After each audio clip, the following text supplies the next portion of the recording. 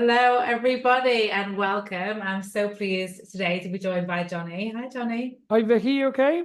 How are you? Yeah, very good, very good. Good. We were just nattering away, and I said, wait, pause. We need to hit record because there's just so many good things that Jonny was sharing. Um, but first, I think it's fun to even share about how you entered the time hacking universe. Hmm. Um, so actually, your wife was in the original Time Hackers when it was like a Yeah. 3 month program. And I happened to see her when I was in the US at a conference, and it was through her. I'm trying to remember what it was that made her say you should speak to Jonny. Do you remember? I think what it was, she was having a conversation. I think you were saying about getting more men into the Yeah. into it. And then I was looking at it and I really liked sort of the whole concepts. And then we had a chat, didn't we, about it? And yeah, I was like, yeah, I definitely Well, I remember you said over email, you said I was about to say no because I was going to say I don't have time. yeah, And I yeah, yeah, realized I yeah. can't write that email Yeah. because you're offering me the solution. Yeah, that's exactly that. I was a bit like, oh, I've got this going on and this going on, and I can't commit to this. And then actually it was as soon as I think I was writing it, I wrote this email out and then just I think then I sent you another one saying I started to write this email and then I thought, fuck it, I'm in. Yeah. Yes, yes. So fun. So already at that time, so you're a police detective and you already had a coaching business at that time. Yes, yeah. But what would you say is, I mean, I know a lot has changed, but let's even go back to like what do you think were some of the first things to change um when you like entered this world? Well, because I always thought I was pretty good with time because I was doing a lot with the police on time management and all stuff like this. And what I describe it as is because I used to be sort of known as a real ditherer and procrastinator, and I really worked on that. But I think coming into the community, it was like taking it up another level that I didn't sort of think was possible because I think that was my thing as well. I thought, well, how much more can I learn really? And then suddenly I was like, oh yeah, there's a lot. Yeah. Yeah, and it was, and I think the big thing was your concept of the relationships with it just made it so clear, even though I think in amongst my work I was doing, it was weaved in there. It wasn't as clear as get that good relationship with yourself, good relationship with fear, with failure, and the decisions. And I Mhm. find for me, I added another one when I speak to people, it's like I know it all comes under fear, but the opinion of other people. And that's really, I know in my sort of the police community, that's what's really moved me on loads. I really think that fear underlies everything we do. If no people didn't have opinions, I think we just go out, wouldn't we? So it really changed. And what I find is it's almost like well, four areas of my life really. I got my policing, well, I obviously do it and it's so alien because obviously a lot of police are perfectionists and all this thing. We've got a lot. I work on child protection, so there's a lot at stake and all this. And then I've got with my family, with my boys, like being a dad, being trying to be this perfect dad and applying it there. And also I apply it loads in my whitewater kayaking. My paddling has gone up loads since I applied those techniques, and I can really that's probably where I see the biggest result because it's not reliant on anything else. I just chuck myself in, feel the fear, and be a beginner. And I think the biggest thing that I took from it, and I remember you saying it, can't remember if it's in a coaching call or in one of the lessons, but is do it messy. And I just and that always like when I'm sort of I feel myself getting oh it's hard and all that, I just go do it messy and it's like this secret weapon that you just go oh yeah I can just do this shit and get on with it. So good because I think so many people are like, no, the thing that I need in order to just get on with it is I need to write down all the parts and I need to get all the software. I mean, even I'll share my cleaner is doing her first retreat and she wants to do it for pregnant women. And she came in the other day and we chatted a bit about it and she said, I just need to find someone to build my website. I'm trying to find a designer. I was like, wait, you're going to sell your first retreat? You're going to build a website? I was like, do it off a Google Doc. She was like, what? I was like, do it off a Google Doc. And Yeah. you just have the information. And it's just like, we've been taught all these overcomplicated steps instead of like do it messy, learn. That's the fastest way to get better at something instead of perfecting it out the gate, which is impossible generally, but especially when you're starting because you don't even know what works, and allowing Mm. yourself to fail your way into success. Yeah, because I know with the life, obviously, I trained with the life coach school as well, and I loved the concept of like the get it done, you break it down. But what I do is I would like be trying to break down every step, and of course, you don't know every step. And I'd spend time going, "This is my result. This is my," and I have this huge list of shit I've got to do, and then breaking that down, and I'd be like, And "Oh, it's 3 p.m. It's yeah," and you've then got a and then job you as well, and kids. and then you do something and it all changes anyway. So I think if it's a smaller task, I might go, if I got to do this, I need to do this, this, and this. But it's just that getting started, and that I think that do it messy has been key for me from my building my coaching business to like in the police. I had what we call remand someone the other day where we're going to keep them in custody. And it's all changed since I did it last, and I hadn't done it. So I asked for some help because that's something as well I learned from like ask for help. And it is funny because you think in normal life you sort of go ask for help and oh yeah, look, I get the help. And I phoned up, can I have some help? No. All right, I'll do it on my own then. But then just being able to go, yeah, I just got to do this messy and find some other people to ask. And what I found is I don't say everything I do is it's not comfortable, but Yeah. it is a lot more. It's just easy. Like I don't feel like I need to know how to do anything now because I'll ask for help and I'll do it messy. And if I don't know, I'll submit it and do it like a bit wrong, and then it'll come back, and then I'll know so much quicker. Whereas before, my ego would never have allowed that. Never. Yeah. And it's like, how much faster do you think you're getting things done because you're willing to A, ask for help, and B, do it messy? Yeah, and interestingly, and this is just before I come into Time Hackers, when I was talking to someone about it, and they were saying, I was at work and I was saying about I didn't know how to do something. So I gave myself 20 minutes to learn to do it, and I submitted it. And it went to my sergeant, so it came back, John, you've not done this, this, and this properly. And I was like, all right. Then I amended it and put it in. And so it was like half an hour and it was all done. And they said, oh, I'd never have done that. I just spent 3 or 4 hours working out myself. And I was like, it's like half an hour versus this 3.5. But it all comes down to that sense of what other people think, this reputation. And I think what this work has helped me do, come into that sort of tie that relationship to yourself in, is I get my sort of self-esteem now from being that person, from my character rather than my reputation. So I'm putting stuff in, even if someone is going, "Oh, you made a mistake." I don't give a shit because I'm getting it done quicker, and I love being that type of person that will do it. Which I know you said before, and it really made I had to keep rewinding it. I was watching a video of yours, and I had to keep rewinding it. And when you said your productivity is not linked with your self-worth, and I was like, "What?" And now I get it. I was like, no, hang on, rewind.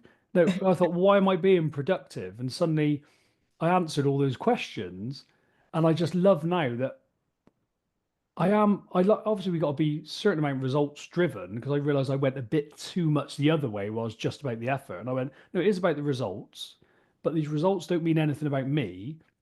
And I love being the person that will ask, I'll get criticized, I'll put it in. But ultimately, in the policing world, for my victims, I'm getting the job done quicker. Yeah. I think I've learned so much more. I think that's the thing. Rather than keep every time I used to do a job, I used to feel this tension and didn't ever feel like I was learning a lot. Whereas now I'm like, I got another prisoner, obviously won't mention his name because if he finds out he might leave the country, who I think, oh, actually, I'm going to remand you instead. Yeah. Yeah. Because I go, well, I can do that easy. Yeah. Yeah. And I think what it's done as well, the time hackers, which is like a byproduct, is it's improved my relationship with people. Because when I'm asking, I've got like nearly 18 years in as a detective now, so sort of seen as really experienced and been in covert policing, all these sort of areas. But when I just go to someone who's got less service than me and go, oh, you couldn't help me build the charges, could you? I don't know what I'm doing with that. And they go, oh, that's brilliant. And I just find it makes a more cohesive team. That's what I found. I mean, there's so many things there that it's just so many nuggets that what you were saying about pausing and re-listening. I reckon people are going to do that with so many things that you said there. Mm.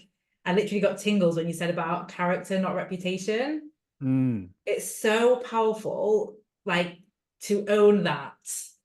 And I just can only imagine how freeing that is in terms of, taking risks, taking bold actions, making difficult decisions, all of that stuff. And even like you said, relationships and what it's creating. And one of the things that I'm hearing from you is like what we think is productive, right? Like spending 2.5, 3.5 hours on something instead of asking for help or doing it Mm. messy isn't actually productive. Right? Mm. What's productive is doing it in 30 minutes because, and that I think is one of the huge problems that I see out there in a lot of traditional time management advice. And what it leaves out is like, it will teach people how to do the thing in 3.5 hours as Mm. perfect as possible. Mm. Like, Yeah. is that what productivity is? And I think that's a huge gap. And you just shared so many beautiful examples there. So thank you for Mm. that. Yeah. And I just think that what I find is your reputation will take care of itself. Yeah. Because I heard it from Jimmy Carr when he was saying on his podcast saying about reputation and character, and it got me thinking about it. I thought, yeah, it's because if you worry about your reputation, what other people think, then you're constantly at the sort of at the mercy of them, and you're working to please someone else, not really what's maybe effective and best for like for me and the police for those victims that I'm Yeah. dealing with. And I go, well, actually, if I just go, it's my character where I get my self-esteem from, that builds real intrinsic motivation. And what I Yeah. found is the reputation takes care of itself. Yeah, also it's like the reputation of the person who is constantly people pleasing or constantly missing deadlines is going like it doesn't matter how perfect you want to be versus the person who is like, well, I know Johnny can turn this around in a day. Like Mm, ultimately the reputation is going to be true. So what when we're overly worried, I think about other people, we end up creating more to worry about, yeah, yeah, right? because I see a massive issue in the police, and this is my big drive at the moment. Is I present to them, I speak to them, and they can see the issue, like eating at the desk. They're never taking breaks, and that's another thing I took from you is the working in sprints. And Mm-hmm. it's been really interesting where you need that good relationship with yourself and fear to be able to do that because I'm working in an environment where often I'm the only one doing it. Yeah. And soon as you're away from your desk, if I go and sit outside, I used to count how many people would say, "You're not busy then? You're not busy." I thought you're not busy on. We got our teams called Ruby, a child protection. They go, "Not busy on Ruby then," and how that makes you to begin with want to go back to work. But then when you go, no, I'm going to sit here, and they have no idea about what I'm about to produce. And then, and a big thing for me was I was looking at these people going, would I take advice off this person? And Mm-hmm. they were burnt out, overweight. And I'm like, oh, no, I'm not going to take their advice. So I'll just ignore their criticism, really. And Yeah, it, also it's like your operating system and and I think you're exactly right. How many times are we just doing things because we don't want that judgment, even when we know it's not the best? yeah, That costing us, not just in terms of time and capacity, but in terms of relationships and health and like all of these like literal life, because we don't want to mm, be. I'm thinking about someone I know who was like, I left the school WhatsApp group with all the parents. It's like if something's really important, they'll call me about my kid. And it's like, leaving, knowing it's like, Vicky has left. It's like everyone's like, oh, Vicky's left. She doesn't care about her child. I didn't do it. I've not done it yet. I won't join any WhatsApp groups for my kids' school. I've learned from this person. But like, it's like that, oh, like, did you leave? You don't care about your yeah, child. Like, I do care about my child. I don't care about 20 people sending messages every day for things that, it's just that radical self-responsibility that we speak about in time hackers. That's like, yeah, I am ultimately responsible, not this person that walks past and makes a joke about Team Ruby. No? yeah, yeah, 100%. And I just, my argument is always with like, because when people sort of say about it, I go, is what we're doing in the police working? Because we got so many people off long-term sick and they won't take a break. And Yeah, and of course what we've got is sort of we have no control over our demand. yeah. So the demand, I think, is something like it's gone up. Reported crime has gone up like 80%. And of what we had before, 25% used to be allocated. Now 78% gets allocated. So it's gone up 80%. Mm, And so you suddenly go, and we got less experience, and you go, and so everyone is got this strategy of work harder. mm. And you're like, this clearly isn't working because everyone, and then we've got people off sick, and then the other people got to take that. And I've been quite, and it is a challenge, being really quite strict with going. And I think it's because I got this belief now, this non-negotiable. I will not sacrifice my health. Yeah. Simple as that.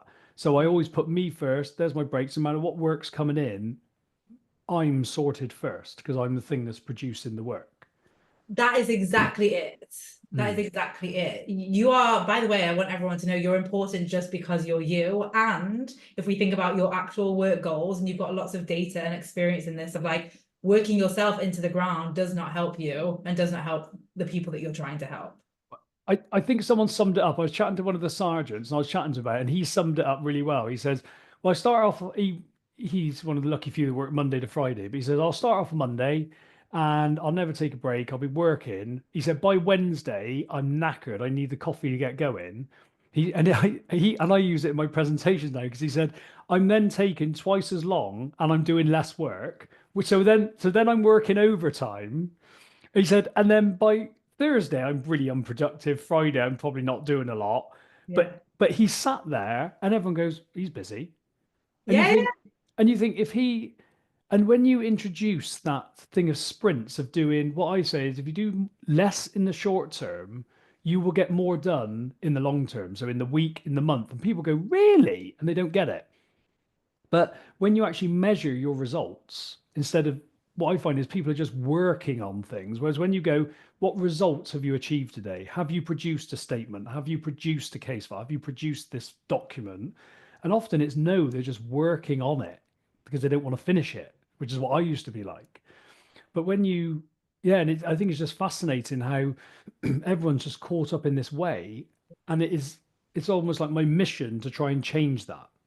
yes, well, let's speak about this exactly because Johnny, you also certified and in the Time Hacker tools as a Time Hacker coach, Yes. and let's just speak about that for a little minute. Like, how did you find the experience? What are you learning? What are you doing? Like, what are you building over there? Well, I love because I certify as a time hacker coach, and obviously my it is funny because my goal was to come and work. I wanted Yeah, to come and work for you, and I never rule that out because every time now again I look and go, oh, how can I do it? yeah. But because I was applying the time hacker stuff, my business was getting busier, and I suddenly went, actually, I don't. Oh, I think I need to do it here. yes. So yeah, so I certified with the intention of obviously working for you, Yeah. and then but I've just sort of used this at the moment in my business, and it's just been amazing. And I was thinking of you today actually because I was coaching someone, and one of the tips I got off of you was looking two things I did today, which is a direct sort of mirror of what you do is when someone says they're committed and they go, no, I'm not committed. I'm not committed. And actually, you show them they're committed, they are committed. They're committed to this other way. And what was there? There was something else. Oh yeah, when you show them how they already are producing this thing that they think maybe like this person said, I'm rubbish. I've got no motivation. I can't do anything that I'm not motivated to do. And just ask them, well, do you? Is there something that you didn't want to do that you did? And they went, well, yeah, actually I did. And then you coach on that and they went, oh, brilliant. And I think those two tools and that was have been such a game changer Mhm. applying those. Yeah, I think it's I think that's such a huge thing. It's where you show someone how they already are part of the way, part of the Mm. person that they want to be. Maybe not 100%, and we never need to be 100%, but I always think about that like, "Oh, I can't do hard things." It's like, no, you literally have done hard things. I'm just writing an email now and I'm saying how like, part of your brain doesn't want you to change, but and you're like, oh, I don't want to, I want to change, but I don't want to change. I don't know if I can change. I can't, I've always been lazy. I've always been late. I've always been whatever. And it's like, all we do as humans is change. Like we change our food tastes, we change our height, we change our like the way, you know, the way we process emotions, even if it's not good ways, like from cookies to wine, whatever it might be, we are literally constantly changing. We can't not change. And when you see like, oh, I am capable of creating change, that approaches how you drive the change, whether it's launching that business or asking for that promotion or taking rests and, you know, and sprinting through the workday.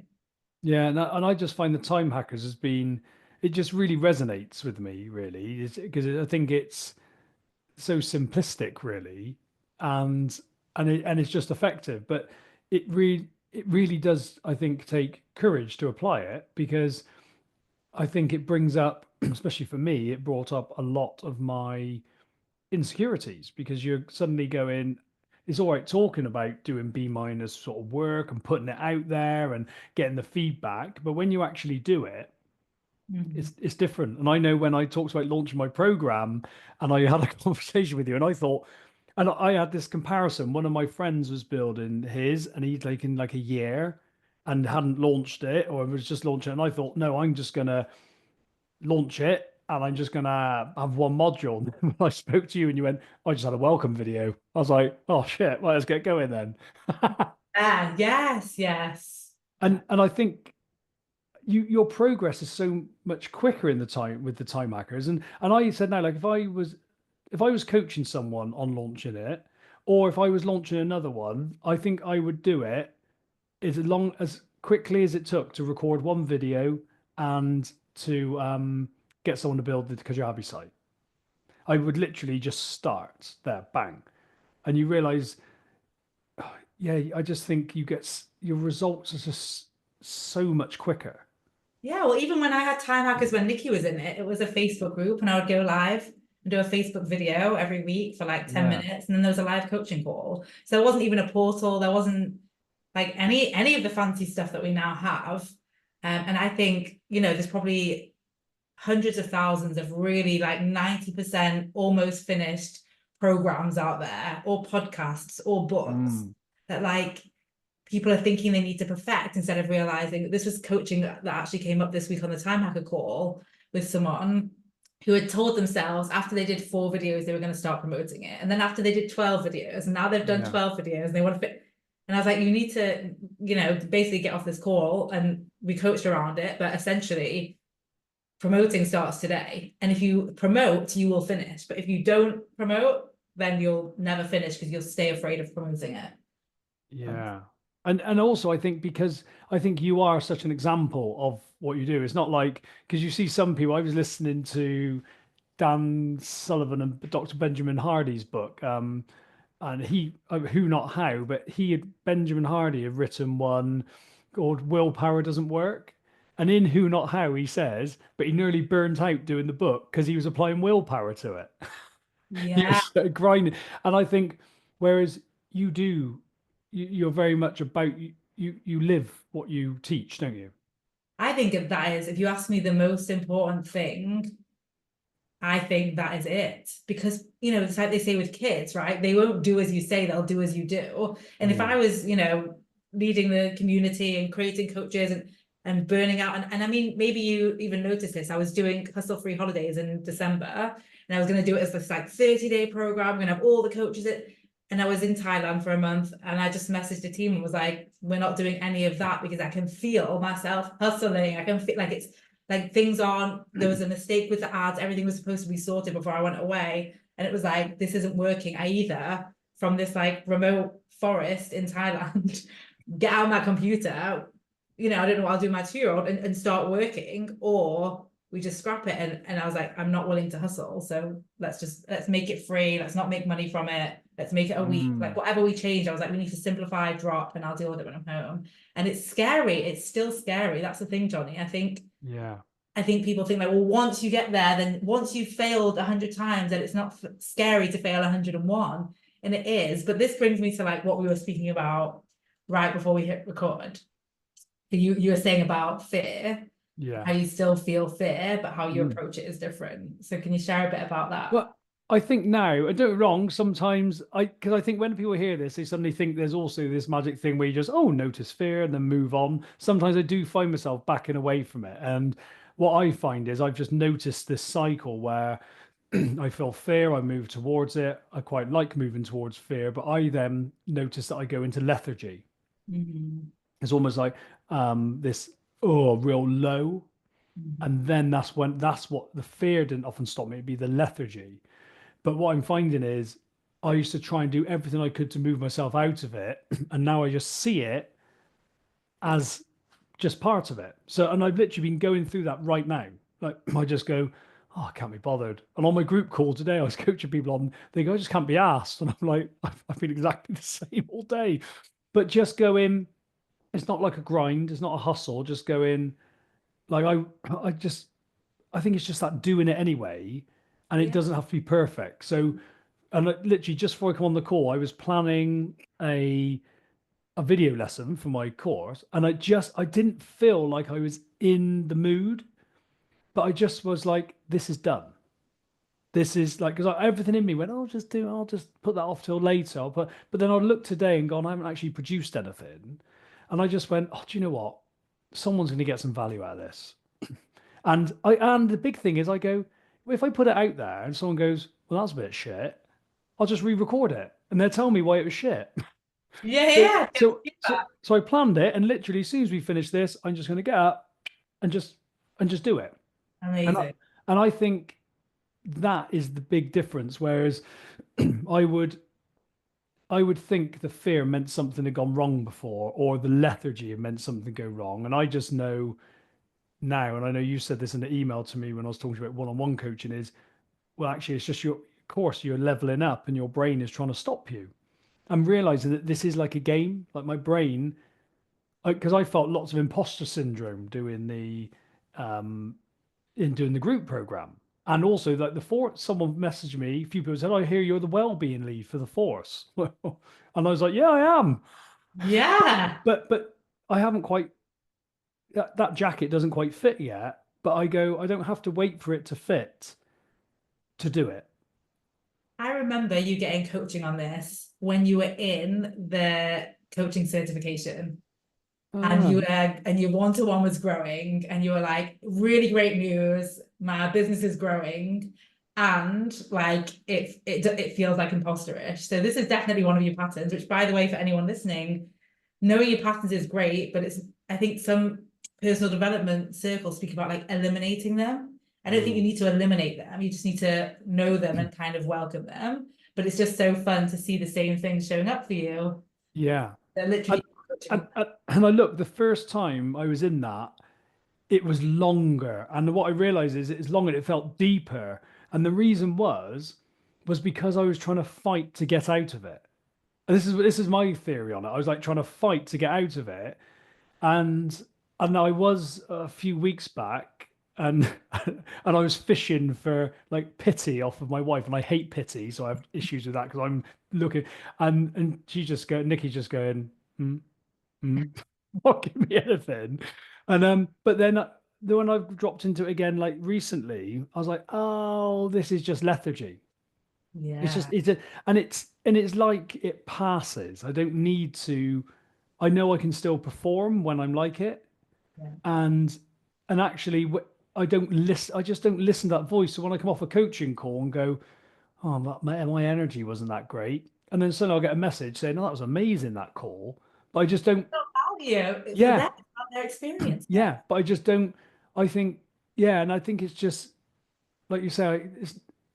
I see people getting coached all the time, obviously in the time hackers, and we all do on fear. And I said, still, and I really believe, like you say, if fear was an emotion that you just didn't worry about, we wouldn't even discuss it. Yeah. We don't come on saying, can I have coaching? I'm been happy all week and I can't get rid of it. We just let ourselves be happy, don't we? Yeah. And if we're trying to grab hold of it and keep it, we lose it. But Yeah. and I just think if fear truly isn't a problem, Yes. I don't think for me it'll ever not be a problem because when I level up that level of fear, I'll always need help with it. But when you think, actually, as you're getting that different relationship with it, it's not even something to discuss. It's just like, "Oh, yeah, of course I feel scared." Yeah, once you see it, and we talk about this a bit in time hackers, like as part of the process, like a reminder for everyone listening, like your brain is wired to conserve energy, and creating fear requires energy. So Mm. your brain, my brain is not creating fear for me to go outside and drive one of those like big unicycles with like a giant bike. It like doesn't need to create fear. It's like Vicky is not going to do that. She's not going to get on one of those circus bikes with a wheel taller than her and sit on it and cycle down the hill. So we I'd like don't, to see it if you were. yeah, if I do, I'll record it, don't worry. Marketing plan. But it's like I don't feel any fear in my body about it because it's not real. But speaking about, I don't know, like maybe when we launched Time Hackers one-to-one program, like there's fear around that because Mm. my brain knew I was going to do it. It was like, oh, she's going to make us fail. People are going to have opinions. This is going to Yeah. be public. Stop her, create fear. Let's create drama. And it's like, oh, my brain, like, just for everyone listening, what happens when you see fear and you say, this is a sign that I'm going to succeed instead of this is a reason to stop? Mm. Yeah, I look at it as it's almost like the first step. And so I love my kayaking because I think if I can face the fear there where I really can get hurt, and in business I can't get hurt. I literally nothing can go wrong. Yeah. But and I look at it, and so if I give an example, there's a rapid up on the River Trerone where we go. There's a rapid called Ski Jump, and there's a tiny what you call little eddy halfway down. And I've always gone, oh, I'd love to catch that. You see people catching it, and they're in the middle of the rapid, but if you get it wrong, and you flip, you're in this horrible. It's like a cheese grater going down, and then you're in this horrible hole, which is going to beat that out of you, and then you got to try and get out. And Oof. I was like, I first of all set the vision. I'm going to be in that. I know I'm going to do it. I don't know when, but I'm going to do it. Yeah. And then the first time I went down, I was feeling scared. And because I was scared, I was stiff. And whereas before I'd do all this breathing to try and not be scared, I was like, I just need to do it scared. And I need Yeah. to be rubbish. So I went down, hit, smack, straight into the wall, spun round, woo, and then ended up plop in the hole, managed to get out. But then, because I didn't resist the fear, next time I did it, I asked for help. I said, someone, can you show me how to go down and do it? And she watched him. Next time, boop, just went in.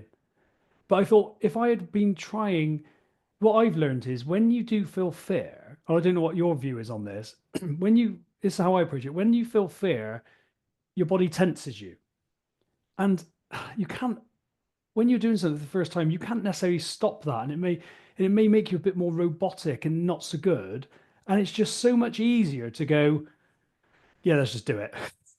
100%. This is why, I don't know if you remember the certification, but I had you guys coaching quite early, and there was a lot of like, oh, we're going to be coaching in front of each other and be giving feedback and getting feedback, and that feels terrifying. It's like, even if I waited till the very last day of the program, it was going to feel terrifying. So we might as well get the scary part done so we can get the learning done. Like, it's Yeah. okay. You're exactly right. Like, I think we often think we can avoid the fear by becoming an expert before we go down that Mm. kayak routes. Can't remember the exact technical words. But instead it's like, no, like it's going to be terrible, and we're going to Yeah. learn from it, and that's fine. It's going to be messy. And I think the big thing for me is knowing that I can feel my body physically tighten when I'm fearful, and all no, and I use my kayak as an experience, but everything when it's going right, everything's working together. The upper body, the lower body, everything's in harmony. Yeah, But that doesn't happen when I'm in fear. And I yeah, can look and go, my brain, and my brain is trying to protect me, but it's not. It's actually going to cause the problem. yes, But I just think it's being okay, not only with the feeling of fear, yes, but what it produces as well. yeah. Like if you're doing public speaking, when I I would love first to speak about the workshops that you're doing, because I know yeah. you've done lots now, but like, how was it starting out, and tell everyone a bit about it. But when I first did it, so when I first did a presentation, so I did one. My wife and I had this event, and I was supposed to be talking for 45 minutes. And she's done amateur dramatics. She's very good on the stage. She commands it. And I was going first, and I wasn't in Time Hackers then, and I definitely was not dealing with the fear. I was trying to get rid of it. I just didn't know what to do with it. It was so intense. And I got up on stage and I was supposed to be up there for 3/4 of an hour, 10 minutes. I went, chucked everything out and went, well, that's me done. And Nikki went, really? I went, yep, ta-da. And we just walked. It was all. And I sat there just noticing this burning up, and because I'd sit in the audience and almost like this shame. And I just was like, but I think the big thing was I knew I was not stopping. So as uncomfortable it was like, it's not an option to stop. And then I started doing more and more. And it's ironic because I would go up and I would feel so nervous. And I remember sat in one once, I was back at this lecture theatre, and I'd sort of gone from doing ones to 20 people to 40 people.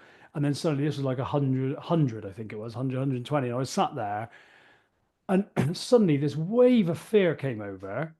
And I thought, I can't remember I can't remember it.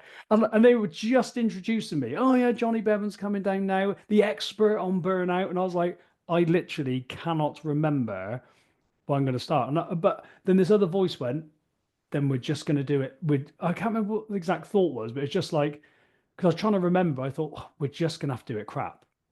We're just going to have to do it shit. Let's go." And I think I went up and just said, oh, do you know what? I've actually forgot what I was going to say. And then it all came back. But then I was doing it and just putting myself in there, feeling the fear, using that example that I was shaking and all that, as I then talk about it and say, look, I'm shaking, but it's just because the adrenaline's in me and all this sort of stuff. And now I'll turn up, and I've done presentations where I walked in and I said, who's heard this before? Because I was told it was a whole new audience, and they all put their hands up. So I was like, right, let's scratch that then. Let's do something else. And I just flipped. And I realized that I think my unique ability is to be able to stand up in front of people and I'll just go with it Yeah. and just go. So I've been doing loads now, and workshops and loads for the police. I've been doing a few for private companies, but more the police now. And it's really part of my marketing, really, because rather than doing webinars and that, I just go out and speak to people. They get lots of value. And then, yeah, hopefully they come and speak to me after. But And I it's, think it's all tied to like when you build that trust and that relationship with yourself, then like you have expertise, you have knowledge, you have tools, you have like everything that you need. But in the moment, your brain, exactly like you said, wants to freeze, wants to be in the fear, doesn't want the opinions and all of that. But it's when you create safety for that to be there, and you acknowledge that you're like not going to beat yourself up after, and you're not going to make it wrong. You create so much safety to be present. And I think that presence, your super skill is actually that ability to be present, which allows mm, you to say to the audience, to even think to ask the audience who's been here, instead of saying, no, yeah, this is my agenda, this is what I have. Like yeah, it's so advanced what you're saying, sharing, yeah, doing, yeah, because you've built that self-trust that like, oh, I can think about them. I'm not just thinking about myself. I'm not thinking about my experience. I want them to mm, get the experience. And that's probably why. yeah. And I do it. What I do is I always think there's one person, whenever I'm feeling really nervous, I love this thing of my meaning, my purpose has to be something outside of me, has to be Yeah. greater than me, but that needs to be balanced with my well-being. Because if Mm. I'm just striving to help others and I burn out, obviously I'm not going to be a very good burnout coach. But I always think there's one person here that needs to hear this. Yeah. And And then if you I, do one thing, maybe, you know. yeah, if I walk out and I just think I'm talking to that person. But what I'd say to anyone that is doing anything and you think you're really fearful of it, what I find is if I had just stood up and public speaking was my natural ability, I wouldn't feel as proud as I did now. I love it that I felt fear. I would get in there. I'd be like in the toilet first. Oh, my guts be going. But when you said then about building safety and trust, that really resonates with me because I coached someone the other day on it, and I thought that's basically what I did. Is when I was anxious and nervous, what helped move me on was I trusted myself. There was another part of me that was like, it's okay, we're safe. So I could let myself be anxious because I think the biggest thing was because I knew I'd never beat myself up.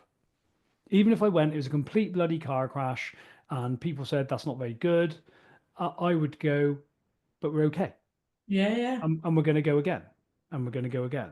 That's it. Like I always think I can't really use it in my marketing because people almost aren't ready to hear it. But if you ask me what time hacking is, it is trust building. That's it. What, in Like the yourself? yeah, self if you trust yourself, you make sustainable, better quality, faster decisions. If you trust yourself, you create safety to fail, safety to learn. If you trust Mm, yourself, you're able to approach fear differently. Like if you trust yourself, you will be hyper productive and far more effective. But it's not like sexy. People don't want self-trust. They want like to be able to do what Jonny's done and launch a successful coaching business and now be the burnout coach for police. And they want the results of like, oh, I'm getting things done in yeah. half the time, which is obviously marketing, and you're doing all that too. But I think from what I'm hearing, what you really excelled at is building that self-trust and recognizing that that is like the seeds to everything else. Yeah, and I'd say as well, I don't think you can do it on your own. Like I've got support of my wife, Nikki, from like you, from the time hackers. And I think that's a big thing for me as well, is going, I'm not in it on my own. Yeah. I'm not in it. So actually I can set my goal. This is also something really recently. I can set my goals bigger because I'll ask for help. Like I don't want the full credit. I don't want to go, oh, I built this national burnout coaching thing. I want to go, I want actually want now to be able to go without this person and that person, this wouldn't exist. I also think it's like, I think unfortunately a lot of society's taught us to focus on like, I've done it alone being the good part Yeah. versus I've done it. And I think this is another email I'm writing. It's like, they say if you want to go faster, go alone, but if you want to go further, go together. And it's Yeah. like what you said about the bigger goal. I do want you to share a little bit about your community and what you're doing in case you've got any listeners. But before Mm. then, just two more questions. One is just on the certification specifically. Is there anything that you would share about the experience or about anyone that's thinking, maybe someone who's in a full-time job like you, who's thinking about a career change or developing a new skill or potentially becoming a time hacker coach, even if it's for their own business? I I would say just the skills, yeah, I would say do it because when you think of the the cost is pretty negligible and you obviously go through the program, don't you? And so you learn all that. And I think there's one thing doing the program, but there's another thing when you actually learn the coach how to coach in time hackers.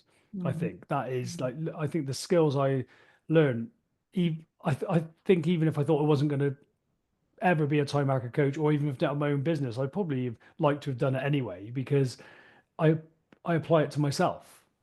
I apply it Mm. to myself, and yeah, and I would say to anyone, the biggest thing is if you think you haven't got time, that's not the excuse because it's learning these concepts that will free up that time. Yeah. And actually, if your sort of objection to it is, oh yeah, but I've just got so much going on, you'll be able to do this and all the other stuff and have more free time. That's the thing I'd say.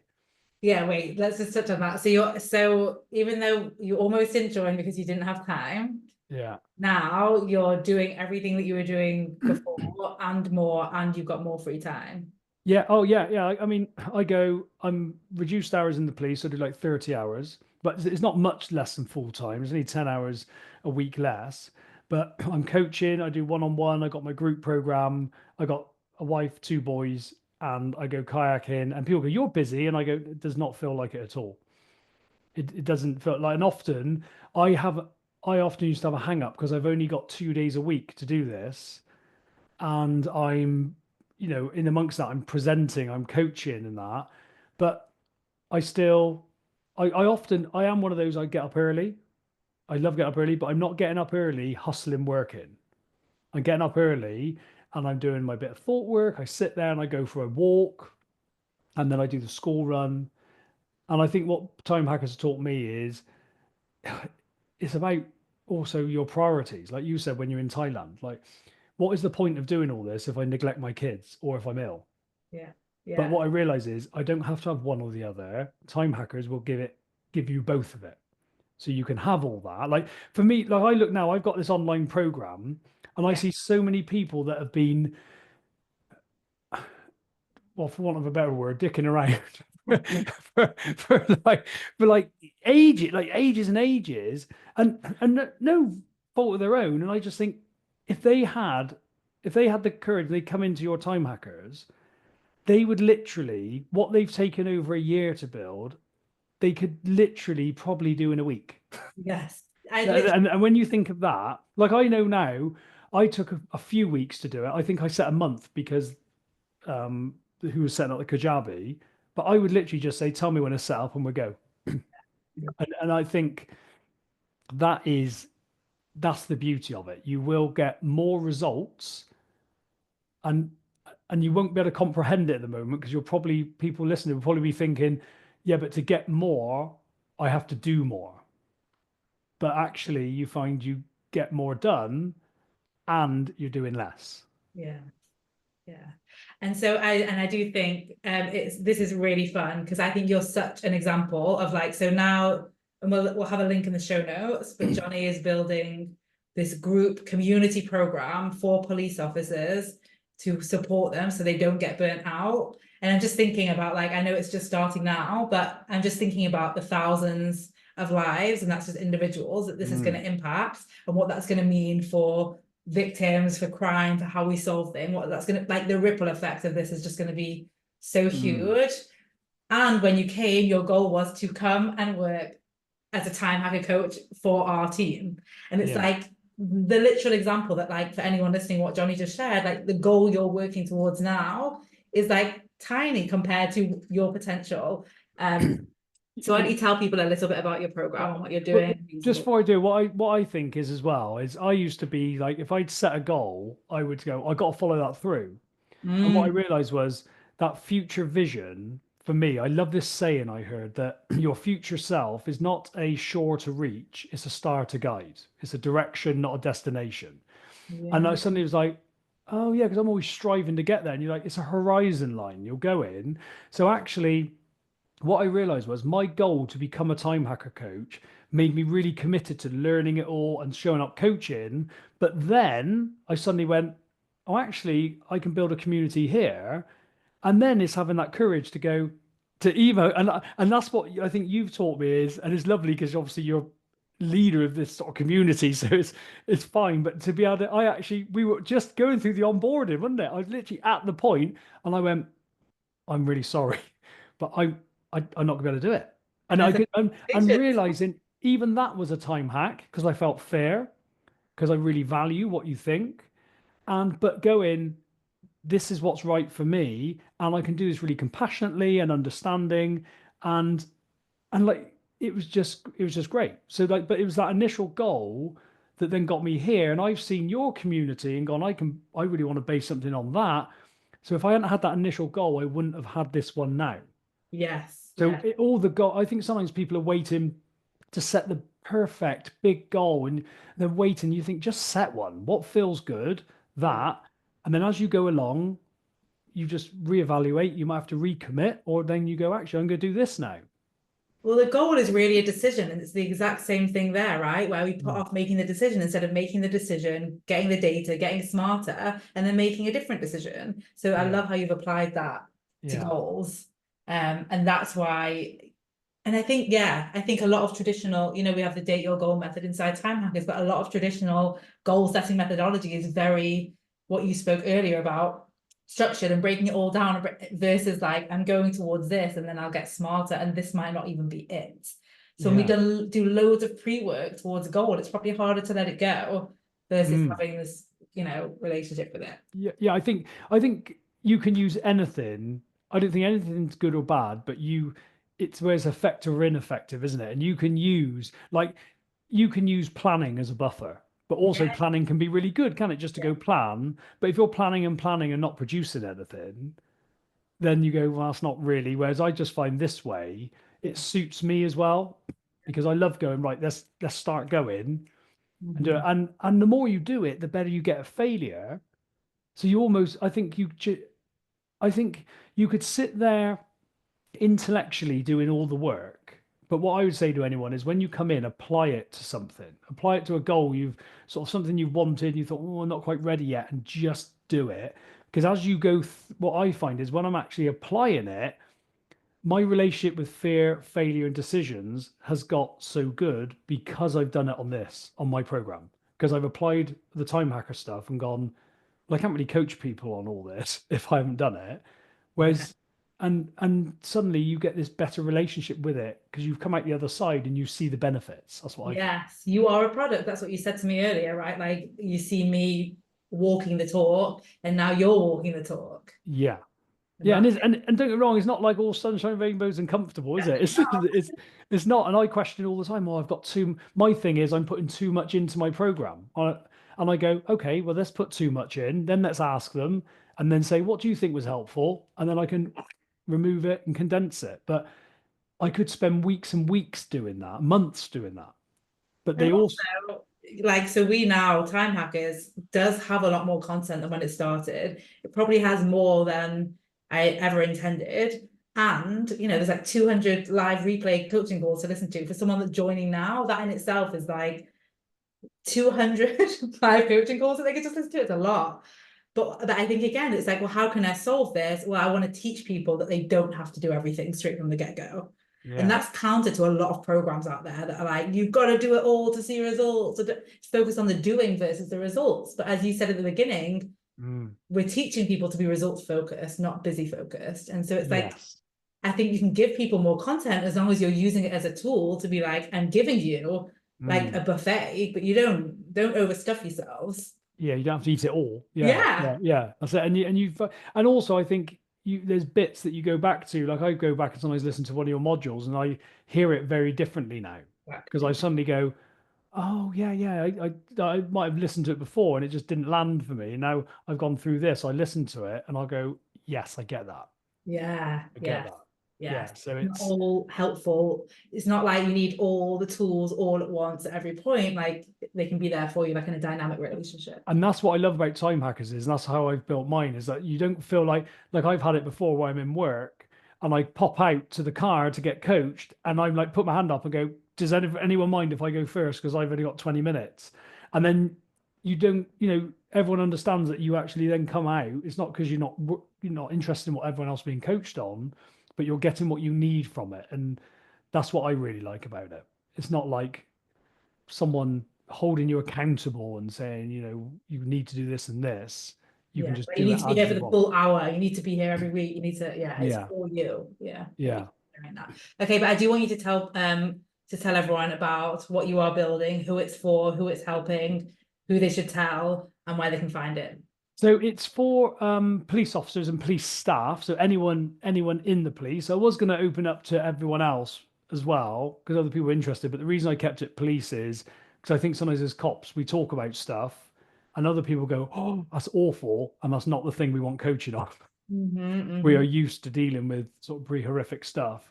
Yeah. So it's anyone that is really struggling in that burnout cycle, overworking, just you you know, often the signs are like they're putting on weight, they just look exhausted, they're less patient at home if you're a partner with them, and they just feel like their work harder strategy just isn't working, and they just feel totally overwhelmed, don't know where to start, feel like they're letting victims down. Often a real common thing is they're terrified of making mistakes because they worried they're going to lose their job and that the consequences going to have. But they're procrastinating, stuck in indecision all the time, and just they feel like the joy is being sort of sapped out the work. So anyone like that, but whether it's a detective, sort of frontline uniform, I've got comms operators in there, so people taking the 999 calls. All those people, it's very cheap. What I've done is I kept it really, I mean, really, really cheap. It's like £300 for the whole year Wow. because I wanted it, as in for people to come in and have that community and it not that price not be an obstacle. Yeah. And yeah, and I just want to build the community as big as I can because even today with people being coached, other people are going, yeah, I see that, and then they're chipping in a bit. So it's great. Yeah, Amazing. So we'll leave the link to that in the show yeah, notes and check it out or tell any of your friends. What I love about it is it's so easy to recommend because it's for a specific workforce. So, you know, people can listen to that and be like, this is for me, or this isn't for me, or this is for someone I know. Really, and as well, to Jonny's point, like he's shared about when people are in the burnout cycle, but I would say, and you don't need to wait to be in a problem to get that help. And I just think about like brand new trainees getting to start their career with these tools, this support, these resources. Like that's how you break these like habits and normalization. So don't, like, if you know someone who wants to be in the police force, who is just starting out in the police force, you can tell I don't know a lot of the lingo around the police force, but I'm just going to keep using that one. Then get them to check it out. Absolutely. Yeah. I think that's the biggest thing with coaching is people come in when they come to coaching when they've got a problem. Yeah. Actually, when you have I think you should have it all the time anyway. Yeah. And I've been doing quite a bit with new recruits. Yeah. And it's amazing because I just had a couple of inputs with one person. They said, and like suddenly all their fear, all their self-doubt was just gone, and they were flying through their scenarios. And I just think then you don't have any of those habits to undo. Yeah. And actually, because especially those new ones, the police can be a very cynical place, and you go in and you can just be sucked up in it. Whereas my view is actually it doesn't have to be like that. So yeah, definitely those newer recruits. Yeah, It's key because they come in with not much experience. Yeah. And they're trying to prove themselves. Yeah.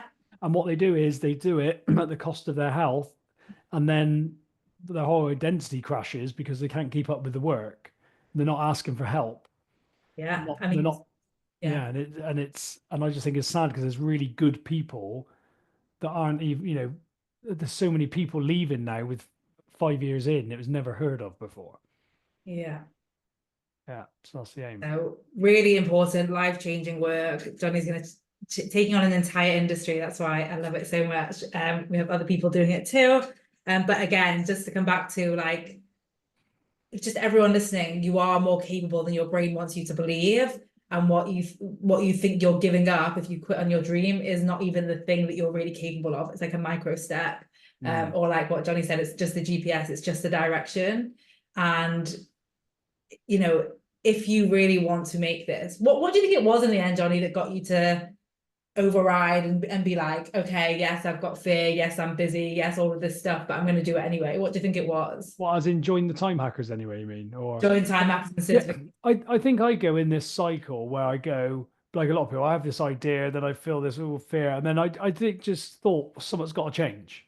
As in, I could see that if I'm waiting to reduce my time before I do time hacker, well, actually, it's just not going to work. Yeah. And I thought, what's the worst that's going to happen, And I think as well, I trusted you. Yeah. I trusted you. Like I didn't believe that you would be bullshitting me and say. I think when you said to me that sentence, you said, "But this is the very reason you should join, because it'll give you more time." I think for me, it was my trust in you, even though I didn't know you that well. I just thought, yeah, actually, I think she's right. Yeah. And I just thought, well, I got to try something different. Yeah. And it has completely changed. I think I'd have been quite exhausted, or I don't think I wouldn't have had my group program. 100% I wouldn't have had it. And I'd have probably been just trying to do the one-on-one doing that. Whereas, yeah, it's definitely through time hackers that I am where I am 100%. Well, it's through you as well, like I always like to say, and just very proud of you. And this, it's also the ripple effect of even people hearing your story, or when I'm now speaking about certification and sharing, like, it's just you're just opening a lot of doors that you won't even ever see for people in terms of their potential. So thank you for that, Jonny. And I would just say to anyone, I think the biggest thing is just do it messy. Just don't wait for it to feel good. Just do it. Feel shit. Do it. Rest, sprint, and all that, and you'll get your results. That's the ultimate productivity hack. I think that's it. That's what I'm going to call this podcast. Just do it messy with Jonny. Yeah. There you go. Amazing. All right. Well, thanks so much, Jonny, for being here. We'll have links to we'll link to your website and maybe your LinkedIn in the show notes. Yeah, I don't actually have a website yet because I got this Love program. that. I haven't got a website, and I haven't even got any branding or anything. We love it. When they were building the Kajabi site, he said, "Well, what's your logo?" I went, "I ain't got one of them." Yeah. Amazing. So so probably my LinkedIn and maybe my podcast. Oh, Oh, great. Yeah. LinkedIn and podcast. Yeah. Perfect. So we'll get those in the show notes. And if you want to find out about his program, just DM him on LinkedIn. And we'll see you guys next time. Thanks for being here. Thanks, Em. Bye bye.